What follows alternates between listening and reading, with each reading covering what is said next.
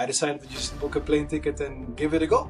Yeah, and that's June last year. So why Dubai though? Why not the Netherlands, since you knew the Netherlands really well? I'm just curious, what was your inspiration behind the market that you choose? It's booming here. I believe last year there were more than 17 million, I believe 17 point something million tourists in a year in the city of Dubai. That's a lot. For you to be able to get to, you said $1 million a month, Yeah. right? So how are you going to get additional units? Are you going to tap into the existing relationships you have? Or do you have to go outside of those relationships and start targeting cold? But I will stay selective, right? So I will stay selective in what I accept. What's your criteria look like? Like, what are you accepting? What are you not accepting? Look, so first of all, I'm focused in one area in Dubai, and Dubai is big, and I don't want to overload my team by going from like Marina to Creek Harbor to downtown to different areas in Dubai, because that like during rush hour it takes more than an hour. Welcome to the Patrick Real Estate Show, man. The people that don't know who Radit is, he is also known for B&B in Dubai. That's his Instagram handle, and he's posts a lot of content on just being an Airbnb host in Dubai. He does the arbitrage method, and he scaled quickly up to 40 units. So there's a lot of lessons and learnings that even me talking to Radit, I learned about. So it's always been a pleasure. He did fly in from Dubai and came to San Diego for an event. We did the whole VIP thing. We were on the boat together and we were chit-chatting. The man knows what he's doing, and he's got big goals and big dreams of making $1 million a month. And hopefully, maybe by the time this episode's out there and you're listening to it, he's already made it. But that's currently his big goal. And I'm just excited to talk shop, man, and see kind of how everything is, especially from an international perspective. How are things in the Airbnb world in Dubai? And so, without further ado, man, welcome to the show. Patrick, thank you so much for the invitation. It's been a great pleasure meeting you back in San Diego when you organized STR Nation. It was an amazing event. Enjoyed the boat, enjoyed the speakers, enjoyed meeting great people, and happy that we get our conversation going now on the podcast. So yeah, big pleasure. Thank you for inviting me. Thank you for having me. Yeah, so I started last year around June with my first apartment in Dubai. For the people who don't know me, I'm from the Netherlands, born and raised there. And I moved to Dubai last year to set up my Airbnb business in this beautiful city. Can I ask, what were you doing before Airbnb? How did you come up across it? What was the inspiration? Yeah, sure. Good question. I've been an entrepreneur like always. I never had a job. So I've always found ways to make money in a way that I found like suitable and creative and made sense. So I had my first company, actually I founded 11 years ago, was a direct sales business. So door-to-door selling. So literally like knocking on doors and selling subscriptions and all of that. So that's how my first business started. I got off the ground 11 years ago. I had an e-commerce business. I still have it actually. It's running without a lot of interference. And a software company back in the Netherlands. So that's what I've been doing over the last 11 years. And now we're in Dubai and setting up our Airbnb business. How did I get to the idea of setting up an Airbnb business? This is a good question as well. During COVID, when everybody was at home and having a lockdown and just to me, I was staying at home for too long, right? I don't like being at home that much. I felt caged and I need to get out of this place and I need to see the sun. Because it was, I think, in December or January or something in the Netherlands. And for the people who don't know, the Netherlands is a great country, but the weather is absolute garbage. So I couldn't stand it anymore. So I flew with one of my best friends to the Caribbean, to Aruba. And I stayed in an apartment in a complex, basically close to the beach. And I rented it like long term on a monthly basis.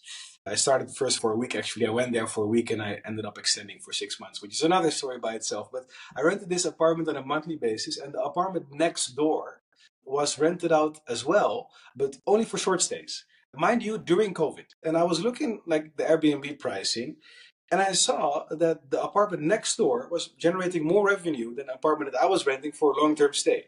Right? Same landlord, same owner, and that kind of made me think, right? So there's a margin between long and short-term rental, right? I thought about maybe I want to buy a property and put it on listed on those platforms like Airbnb. But then I got into a few funnels on Instagram to buy a unit, an apartment, buy real estate in Dubai. But to me, the cash flow resulting from like buying and renting out is too low, right? It's not a real business. You're going to be out of cash soon unless you're like putting a lot of money. So the cash on cash returns are not that high. And of course, like most of us, I've been stumbling upon some people online who've been doing rental arbitrage, and that sounded like a sensible business model to me. And then yeah, I decided to, after a long few months of calculating, thinking about whether I should do it or pursue other business models, I decided to just book a plane ticket and give it a go. Yeah, and that's June last year. So why Dubai though? Why not the Netherlands, since you knew the Netherlands really well? I'm just curious. What was your inspiration behind the market that you choose? So Dubai, let me first answer why not the Netherlands. Because for everybody who wants to start up an Airbnb business, I would recommend starting close to home, right? The market, the area, what people want to see, and the regulations. And the last thing, the regulations, was actually for me the reason to not do it in the Netherlands. Even though the Netherlands is hypothetically very profitable, it's not scalable. The government is having difficulties, or not having difficulties. They decided not to give out new permits in the popular areas, for example, in Amsterdam. It's impossible to scale. And there's all kinds of regulations. You can do it for maximum, I believe, 90 days a year. If you do it for more, the fines are incredibly high. So it didn't make sense. I know people who have been doing Airbnb in the Netherlands before this whole strict regulation came up, and they made a ton of money. Like the margins were way higher even than in Dubai. But yeah, those margins are only hypothetical if you cannot actually do it. That's the reason why I didn't choose for the Netherlands. And then Dubai, why Dubai? Dubai is amazing, man. It's like one of the best cities on the globe. It's super safe. Just for an example, my front door is unlocked, right? I just get out of my house and I open the door when I get back. It doesn't matter. There is close to no theft. It's super safe, right? It's a place to live. It's amazing. But from a business perspective, as an Airbnb host, first, tourism is booming here. I believe last year there were more than 17 million, I believe 17 point something million tourists in a year in the city of Dubai, right? That's a lot. And it keeps on increasing year over year. And this year it will, I believe even last year, but it will surpass pre-COVID numbers. So it's tourism is booming. The government here in Dubai, in the Emirate of Dubai, which is one of the Emirates of the United Arab Emirates, the government in Dubai really understands the importance of tourism and they're facilitating it. So back to regulations, instead of making it difficult for us hosts to get permits, it's all well regulated. You can just get your license, get a permit per unit, and grow as much as you want, as long as you keep up the quality standards that the Dubai government wants you to adhere to. So that's one. And two, the real estate market as well. It's growing very fast. So new apartments are being built continuously, and that also allows for expansion, for acquisition, pretty easily. So that's that. Those are the business reasons for me to choose Dubai. And also, I like warm weather, and the weather is great here all year round. So That's that's, awesome. yeah, exactly. It's just crazy to me that you can leave your door open. To me, that is growing up in the United States, Chicago originally. Yeah. You cannot do that. Nope. That's a big no. Yeah. And it's crazy because I don't think I'd be able to break that habit of closing my doors. And so it's a nice feeling that you don't have to do that. So that shows a lot of potential, honestly, for a city, which is cool. Right. Yeah. Yeah. Yeah. And I haven't visited yet, so that's definitely on my list. You should. You're always I welcome. know. Always welcome. I'm going to show you around for sure. Drop by. I know somebody with 40 units, so I bet I'm gonna grab myself one of the units. So support the business. No, but I think that's cool. So Dubai, obviously, great tourism growth. Pro Airbnb has some regulation you mentioned, but not too much, or where it's not profitable and you can't grow within. I think a lot of times people want to grow one or two units within a place, but you were under the understanding where, okay, I want to go to a market and I just want to focus on one market. Is that kind of the idea, or do you think you want to expand at some point? You mean like geographically expand, right? Yes. Yes, that could be something I would do because now the thing is, I understand the business model. I'm also teaching the business model through my community. Instagram. I share a lot of content as well, B&B in Dubai, and like you said at the introduction. So I do believe in focus, all right? Meaning that the Dubai market is so big and it has so much potential. So I'm going to focus on Dubai first. Once Mhm. I would, like, if I would potentially hit like a point where I see, okay, this market is not profitable anymore, or other markets are significantly more profitable than this market for if I want to add an additional unit, then I will definitely look at other markets as well. But for now, I do believe in focus. I understand the market in Dubai. I think that I can say that I'm good at getting the right deals here in Dubai. So for me, this is what I'm doing now. This is where I'm focused. This is where I expect to get to $1 million a year, a month, sorry, in a year, Mhm. $1 million a month in revenue. And once I reach that point, or if by any chance it would happen that the margins on every additional deal are not high enough, then sooner. But only when it makes really that much sense to go somewhere else, as opposed to expanding in Dubai, only then I would do it. Absolutely. Yeah. So let's talk about Dubai in general because you said nice weather year round. So I'm assuming that seasonality wise it's pretty consistent, but I'm just curious, is there any times when it's more, what's the seasonality look like? When's hot time, peak time, and when is less peak? Yes, I said good weather all year round, but I must like get back to that because in the summer it's like really hot, meaning Mm-hmm. starting June until June, July, August, September, but mostly June, July, August are like too hot, too humid. It's not too comfortable. So that's when I also flew to the Netherlands, flew to San Diego, trying to get out of Dubai, right? So those are the months where if you do rental arbitrage, you will potentially or probably actually lose money. So the summer months are the bad months, and the winter months are the great months. And it starts like now, approximately. We start making profit now again. Let's say next week, second week, halfway October, it's really when high season starts in Dubai, and it goes on all the way like October, November, December, Jan, Feb, March. Yeah, March, April is still okay. Shoulder season, May as well, and then it starts to be low season again. So it's actually the quite opposite of a market. Most of the markets in the USA, especially Chicago. A good friend of us, both of us, like Syed, he has quite some units in Chicago, and he's telling me like it's exact opposite. So when he's making a lot of money, I'm losing a lot of money. And when he's making, and the other way around, when he's losing money, I'm making money. So that's why he's also like researching Dubai as well. So the winter is peak high season, and the summer is peak slow season. Those are the numbers. Yeah. But you at least have 9 months where it's good, right? You're at least breaking even or making money. And Yeah. then maybe you lose 3 months or break even or lose 3 months. Months you will lose. 3 or 4 months approximately you will lose. And But you make up for it. yeah, definitely. Although if you don't, then you don't have a viable Then business. it's not a business. Yeah. It's not good. Yeah. But so you always have to have cash reserves going into like the summer, right? How do you maintain cash reserves for this? And how do you estimate? Do you estimate it? Do you do any analysis to understand how much you're going to lose? Or I'm curious how you manage that risk. Yeah, you must. If you don't, you won't survive. Cash is king, Mhm, and mhm, especially in Dubai, as opposed to the USA and a lot of other markets, rent is not paid on a monthly basis.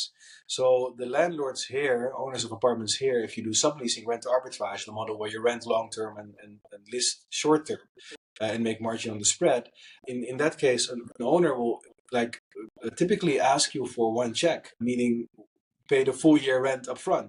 You can negotiate like to two, three, four, or even more checks. And I tend to not sign for less than four checks because it hits my cash flow. So that's actually a challenge, especially going into slow season.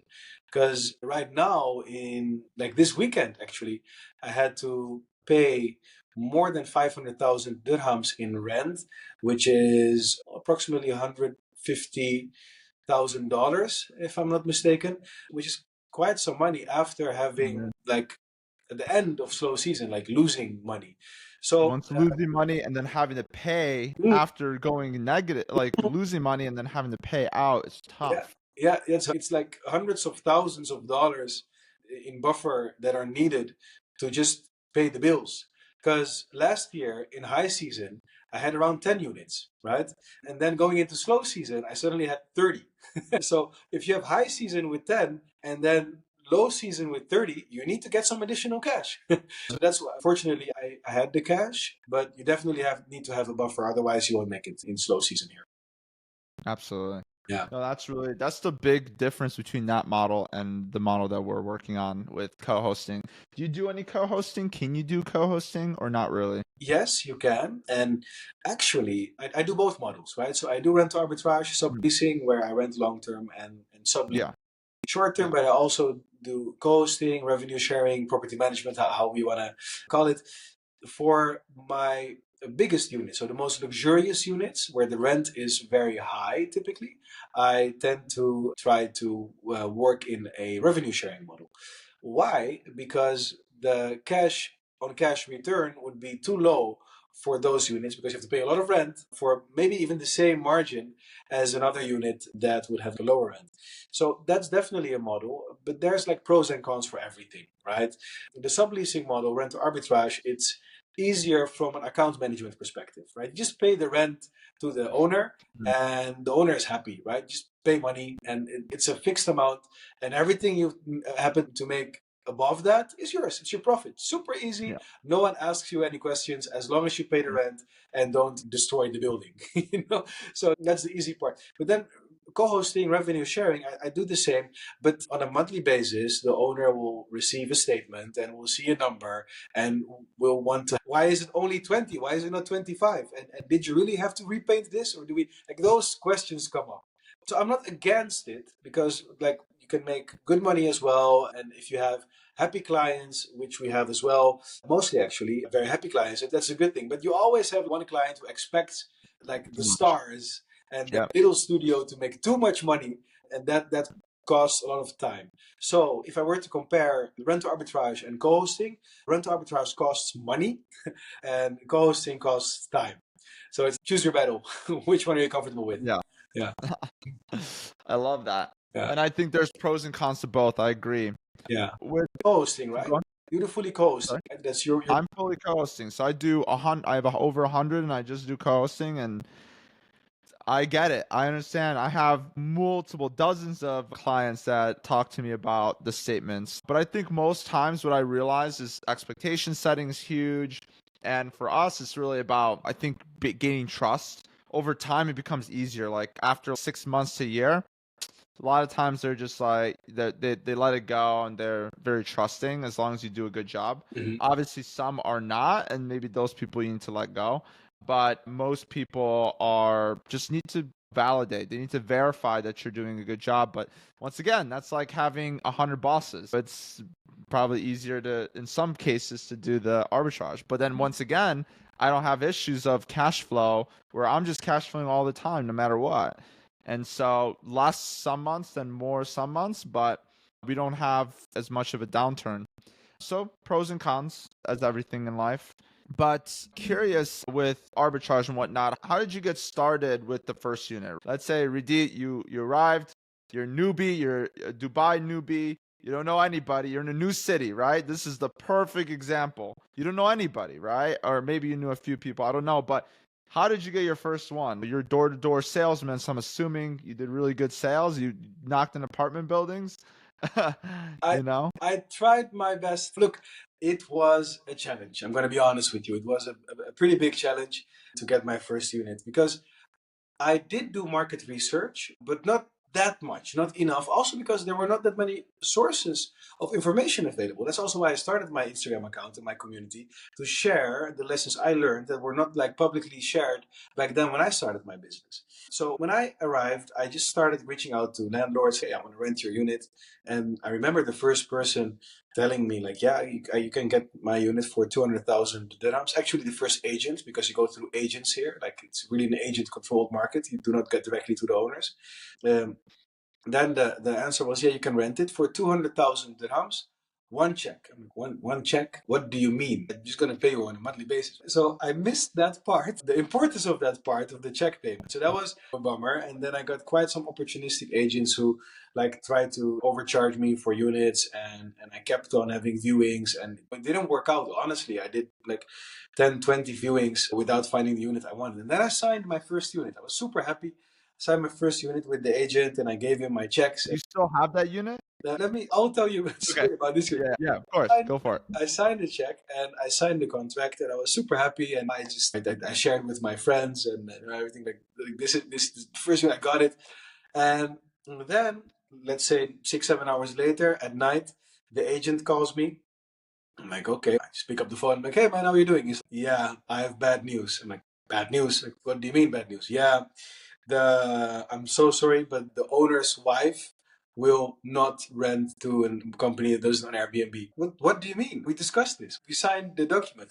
Yeah, I'm sorry. I cannot do anything. I return to you the checks and it's not going to work. So that's when I got like really frustrated, to be honest. After all these rejections and then getting a success and celebrating it and then getting smacked in the face with this case, that pissed me off. But it turned out to be for the best because I kept on looking and then I got in touch with an agent who rented me in the same building one unit. And this unit turned out to be from a landlord who has a lot more units in the same building. And I didn't know because in Dubai, buildings are not owned by single persons, right? So it's the buildings are like all Ooh, individual. individual. Yes, all Oh. are owned individually. Almost none of the buildings are fully owned by one entity. So that's another hassle. It's another struggle. So you cannot get a building easily.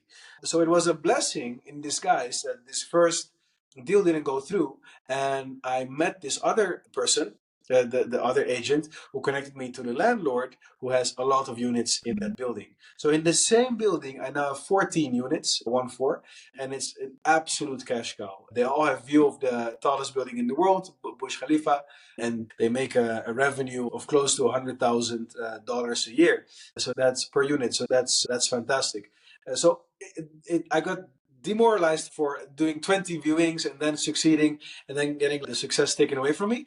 But after that, when I got in touch with this landlord who has opened the doors for way more growth, that's when I actually really got started. And yes, I still have those units. I love them, but I do need to refresh them because I did the first furnishing myself and because there's a lot of like competition going on in Dubai as well and people are expecting something when they come to Dubai.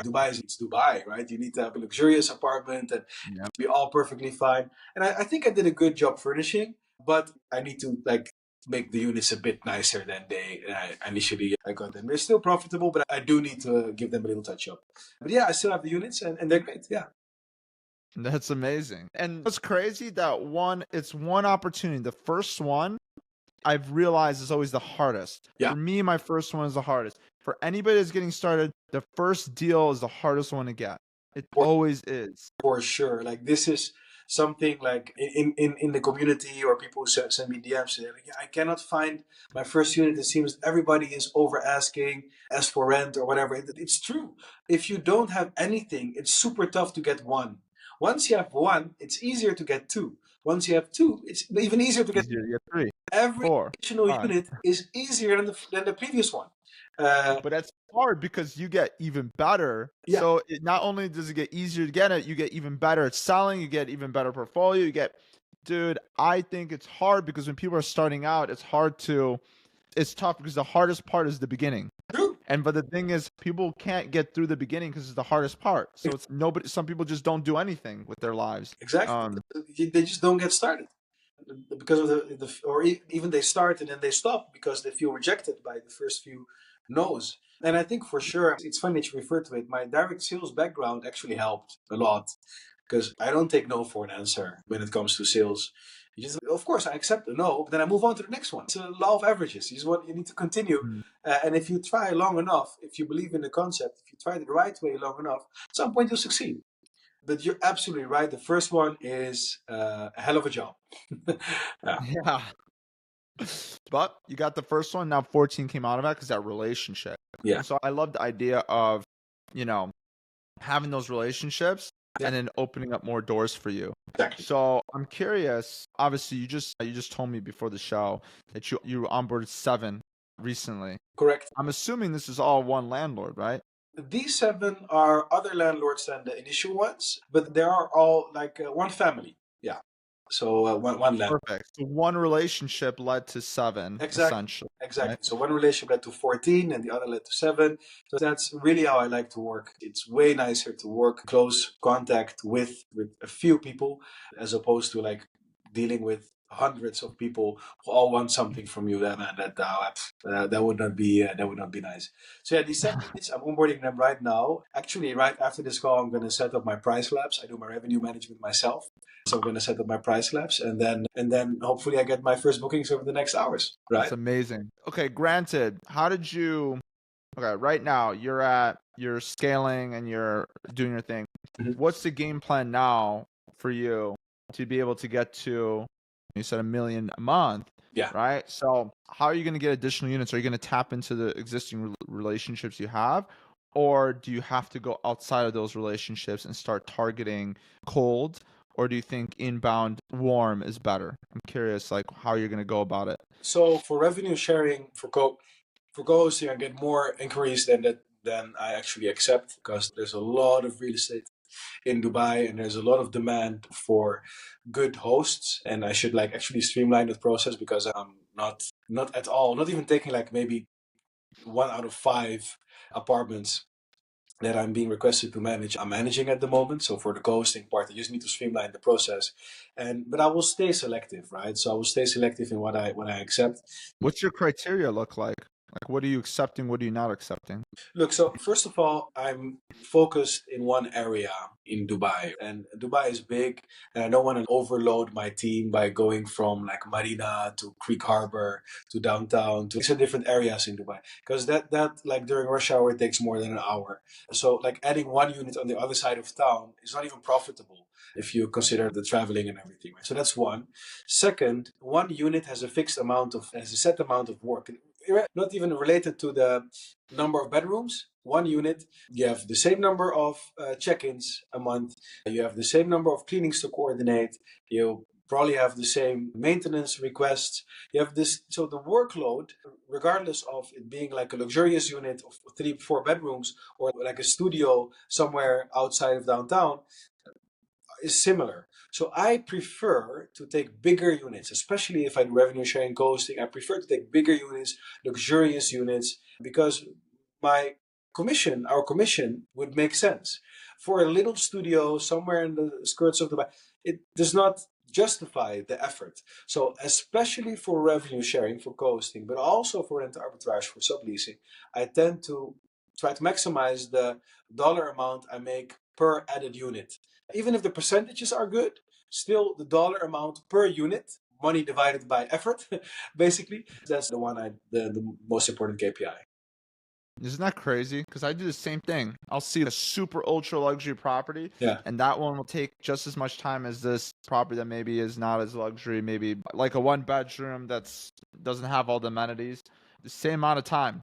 Sometimes the 1 bedroom even more because the dealing with a different client, like a client that spent all of their money on this unit and they're super tight about that unit and they care about it so much and they don't want to lose money and every little dollar counts versus the luxury unit. Maybe somebody with wealth and money just bought it and they care about the money, but at the same time, to get to where they are, you have to learn how to delegate. So a lot of times they just trust the process and they trust people, and it depends. It's not always linear like that, but I understand the whole idea of the same amount of effort. It's the same thing. Exactly. So you just want to maximize your profitability on the resources you allocate to growing your business, and that's money and time, right? And especially if you look at clients, the types of clients that you have.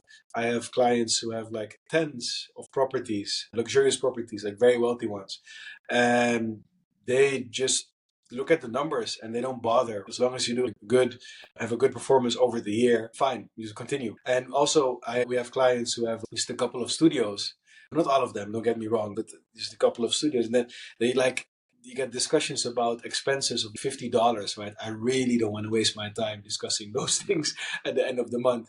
So yeah, that's especially for co-hosting, it makes a big difference. The client, how they manage the relationship on their end. Yeah. Absolutely. I couldn't agree more. I think I want to know more about your team because you're talking about resources. You're talking about allocating energy Mhm. and team resources. What does your team look like right now? Do you have anybody on payroll, or is everybody just outsourced? No, I definitely have people on payroll. I have one person, an operations lead here in Dubai, and she manages operations with the team, together with the team. So there are three people working under her lead here in Dubai, and they take care of all on-site operations, right? From onboarding units to maintenance and housekeeping, management to like guest relations. So it's a team of four here working in operations on site right now. Apart from that, I have two people working in marketing and content, but that's both for my own brand as for my the apartments, basically for the holiday homes, for the Airbnbs. And I just hired my executive assistant on site as well, because I just like need help to organize my day and my workload, right? To make sure that everything is done well. Apart from all these people working on site, I have a team of VAs as well. Right now there are four, but I'm expanding the VA team as well. Because we need more VAs. Right now we have 24/7 coverage, but even during peak hours, I have one VA, which is too little. I need two VAs at least during peak hours because now we do not respond as fast as I want to respond. Top of that, I hired just now also a couple of cleaners, in-house cleaners.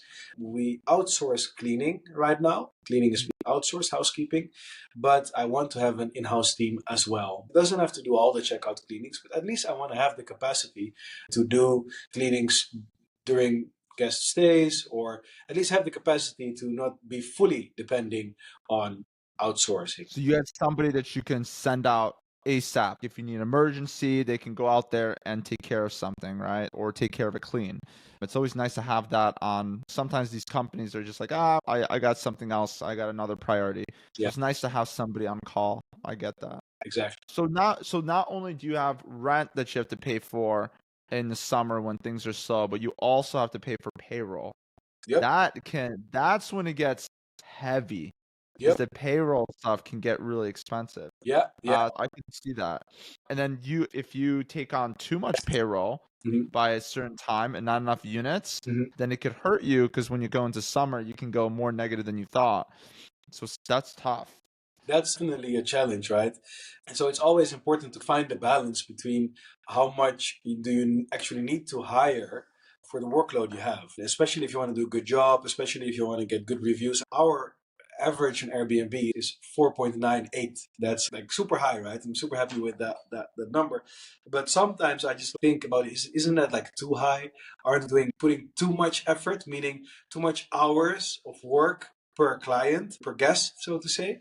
And aren't we like overdoing something? Just a question. I like it. I like having like great service and being the number one quality wise in a market. It's a nice feeling, but just like you said, you also don't want to like overdo it and overload the payroll expenses as well. But on the other hand, I believe that quality. What if somebody's spending so much time on a unit Yeah, and it's not producing enough for you? So you're losing money on that unit. You don't know because it's not, these employees are not per unit. It's just spread across. So it's, if one unit's causing all the issues, yeah. you never know. So that's a good thing to think about. True, it's challenging, right? It's challenging to understand. I want to get more my reporting, especially now I hired my executive assistant. I want to get like more reports that help me understand the true profitability per unit. So not only the P&L based on like rent, expenses, and like the direct margin, but also how much time do we spend, how many requests are there, how often do we need to go to a specific unit. So I can calculate all of those things and understand which one of the units are actually most profitable. Got it. So what do you do anything in terms of data? Do you run data models, run data analysis, anything financially to understand how the summers are going to be, but also how to understand how high season is going to be from a cash flow perspective, understand trends? You're doing revenue management yourself. So I'm curious, like, what kind of tools you use to understand all these different facets of your business. Yeah, good question. So, of course, I'm using dynamic pricing software. I tend to use Price Labs. It's always like Mhm. Price Labs versus Wheelhouse. I use Price Labs, and I really spend time in Price Labs, right? So I really take the time to understand the trends, the market dashboards, like all the variables. I really try to understand that to the fullest. And that's my main source of market and internal data, benchmarking data at the moment. Apart from that, I'm pretty sure we have way more data in the company. And I have one of the, for example, like just if you just look at all the data you have, like when does a guest book versus when they stay, how much discount is given to get that stay, like last minute discount, where does the guest come from? Like a lot of data can be like based on the reservation line items that you can put through data models and generate insightful information. We didn't do that yet. It's definitely something I want to do. And I just hired someone who's going to start soon, in a couple of weeks, an accountant with data science experience as well. So I'm going to mix both skills because I do need an in-house accountant. But on the other hand, dive deep into the numbers, the data, what do we have here, run them through a model and show me how to optimize because data is super important, right? Yeah, that's how I do I it think now and how I see the that's future. no, that's super smart. And with that, I think it's interesting because a lot of times we have a lot of data, Mhm. but we don't really know what to do with the data. Like I have a lot of data in my business too, but it's just like all these data points, like how do we get it together in a nice graph or a nice presentable way where I can understand it so that I can use it? I think that's the big thing in this world. So that's really cool. That's a really good hire, actually. I feel like you've been hiring a lot in 1 year, considering how big your team is. So you've grown a lot in 1 year. You said what, 0 to 40 in a Uh, year? Yes, 0 to 40 units and a team of 11 right now. People like we're VAs and on site and adding a couple soon too, like I told you. Yeah, but always I'm hiring, anticipating growth. That's Mhm. what I continuously need to do because if I first grow then hire, I wouldn't be able to maintain a 4.98 average, right? Then I'll definitely Right. miss out on that. So Quality control. yeah, super. Yeah. So cool. So I wanted to ask, how do you maintain 4.98? What's the secret sauce? The secret sauce is the team. Like I'm telling you. So that's after some point I cannot manage everything by myself. I did it until 10 units approximately. I had some part-time help here and there, but after that it becomes like impossible to run things by yourself. So your role as a business owner becomes for a big part to select the right people in your company. And my team dealing with guests is just really skilled. They know what to do. They know how to welcome a guest, give personalized service. Whenever a guest sends a WhatsApp message to the team or calls the team, they immediately respond. Even if someone asks for help with the check-in, like carrying luggage, whatever, we do that. We follow up after the stay. So we call the guest or text the guest to ask for a 5-star review. If their review, we first ask how their stay was. And if their stay was not good, we try to find a way to make them happy still so they don't leave a sub 5-star review. So it's really trying to monitor the satisfaction level of the guest from their booking until the moment they check out and just being in personalized contact with them. So every guest gets personal attention. So yeah, that explains also the larger team. And it works in Dubai and it's a must in Dubai as well, especially if you compare it to units in overseas, in the States or in Canada.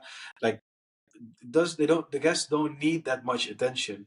They also understand the concept of Airbnb. Same in the Netherlands, in Europe. We understand Airbnb, meaning we just Mhm. understand we get an apartment, we get somebody's home, right? A house. So we just enter by ourselves, we do what we need to do, and we leave. And we might not even text the host once. Maybe one question, I can't find the vacuum cleaner, whatever. So it's a random. But here it's like a lot of questions. Like they expect a hotel.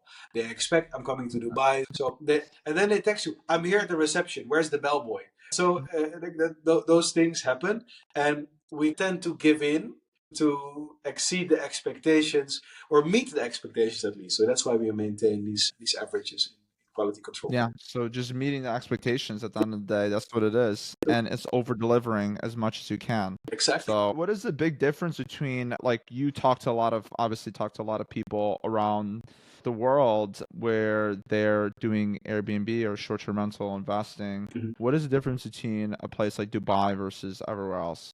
You mentioned some things, but I just wanted to dive a little deeper into that. Yeah, the first thing is like expectations of the guest from a Mhm. perspective of operations. From a regulatory perspective, it's one thing like we discussed at the start. It's regulated, but not regulated that stops you from growing. You just need to maintain your quality. Because in the regulations of the DTCM, the tourist regulator in Dubai, there is even like regulation regarding the number of nightstands, right? So to that extent, right, you need to have a lamp here, you need to have like they really interfere to like with the quality standards inside your unit, right? So that's the type of regulation. So that might be different in Dubai versus other places of the world.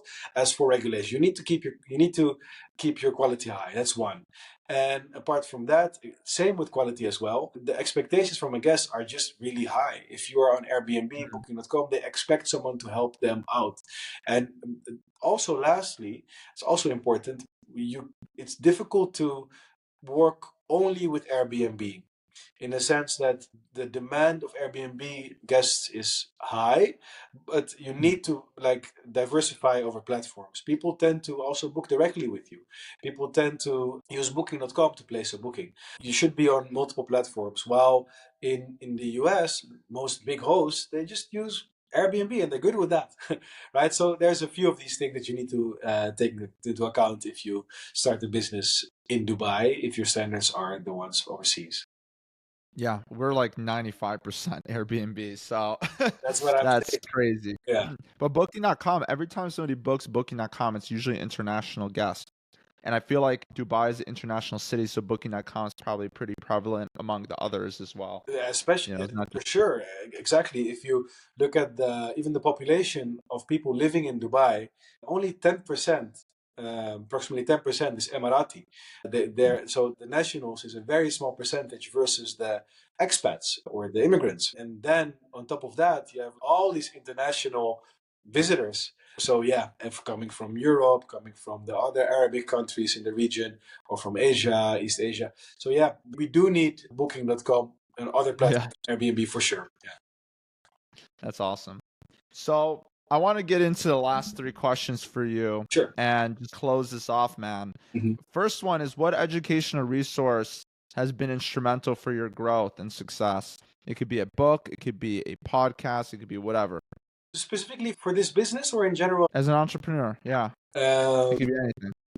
so there are a couple of things that have been instrumental for me, and my favorite book is like entrepreneurial book right now is Principles by Ray Dalio. That's a great book. I love. I read a couple of times, so I can definitely recommend that as on how to build a business, right? In general, so that really helps me. It's a very rational way of treating problems and challenges, and that's how I like to do it. And then, honestly, I've been speaking to experienced hosts, right? It's very nice to be able to speak to experienced hosts online. There's a lot of content. I've learned a lot from other hosts from in the USA. Visiting conferences, even for example, STR Nation, like you organize, is super good because you learn new things that you might not have experienced yourself from bigger hosts. Having people around me, like for example, Syed, with more than 300 units. This guy is a genius when it comes to scaling Airbnb operations. So learning from people who have already done the things that you're doing, albeit in a different market, right? So for example, me and Syed, he asked me things about Dubai specifically. I can ask him things about like scaling in general in an Airbnb business. So learning from others who have already walked the walk that you want to walk, whether it's somewhere else or not, still is very something I can recommend everybody. Like get yourself, don't reinvent the wheel. Get yourself a mentor. Follow people on Instagram. Join a community. Watch YouTube videos. Follow a podcast like this one. Like just learn from people. Don't reinvent the wheel. And that has been helpful for me as well, for sure. But also trial and error. Just do it. Learn. See, note other people's mistakes and lessons, entrepreneurial in general, but also specifically for your industry. But don't overanalyze. At some point, you get going, right? And make your own lessons as well. Absolutely. That was great. Now I want to ask you, this is a special question just for you. Imagine a situation when you're traveling to Dubai. Mhm. What kind of experience, what kind of unit would you rent in Dubai? You personally on Airbnb. What would be the most optimal experience for you? For me, if I would travel by myself with friends, man, uh, What would you do? do you, You want to show them Dubai. So what kind of unit would you stay in? What would be important to you? Would Wi-Fi be important to you? What? I would, location is everything, right? You do want to have a nice location, especially if you're staying for Where'd you be in down, Dubai? Downtown. I love downtown. To stay, downtown is the place to be. If you like the beach, then you can stay at JBR. That's fantastic as well. I don't have any units in JBR, so it's not something that would profit me, so to say, would benefit me. But I like downtown. Just get a nice apartment with a nice view in downtown, close to the Dubai Mall. And the Dubai Mall is not only for shopping, right? Sometimes I associate a mall with shopping, but like the Dubai has communities centered around malls, right? Buildings are centered around malls. There are restaurants around the malls. There are like even bars, clubs, whatever around the malls if you want those. So I would definitely stay in downtown. Unless you like beaches, then go and stay in somewhere like JBR. Yeah, that's what I would say. That's awesome. Yeah. And last question, you alluded to this already, but I wanted to ask, what does the future look like for you? Grow You personally. and business. Yeah, yeah, obviously business related. So for me, what's important is to reach the maximum of my potential, right? Because I see entrepreneurship as a game, and the money. Look, I put 1 million a month in my Instagram bio, but money is just a way to keep the score, right? But the goal is to grow. The goal is to grow and maximize your potential. What can I do? What am I capable of to realize? So for me, if I put it in business perspective for growth of the business, I just want to grow as much as makes financial sense. And as long as an additional unit makes me more profit than gives me headaches, basically, I'll keep on growing. But I do, after almost now, it has been a year and a few months. Next year, it will be like 2 years that I started this business. I want to get some money back. I've been reinvesting everything. At some point, it would also be nice to get some money back and make some profits that I don't immediately reinvest. Potentially buy some real estate. That would be interesting for the long term as well. Buy some off plan projects. And perhaps that's something that was also triggered during my visit to San Diego to your conference was get into the hotel business, right? That's a very interesting, like commercial real estate. That's something that's also on my to long term roadmap as well. I don't know if it's going to be in Dubai or elsewhere on the globe, but the commercial real estate in the sense of hotels, that's something that got my attention for real. That's amazing. We'll be following your journey. Where can people follow your journey, and how can people reach out to you if they ever need to chat with you? Just follow me on Instagram or TikTok, mostly Instagram. BNB in Dubai. BNB in Dubai. Just follow me, drop me a DM if you have any questions. I have lots of free resources. So I would be happy to connect with people, like minded people, and help people out who want to start up their Airbnb business in Dubai as well. Amazing. Thank you so much, man. I appreciate it. Thanks for hopping on and just sharing knowledge. It was awesome. Thank you. Thanks. And of Thank you. course, Thank you. It was a great pleasure. that was good.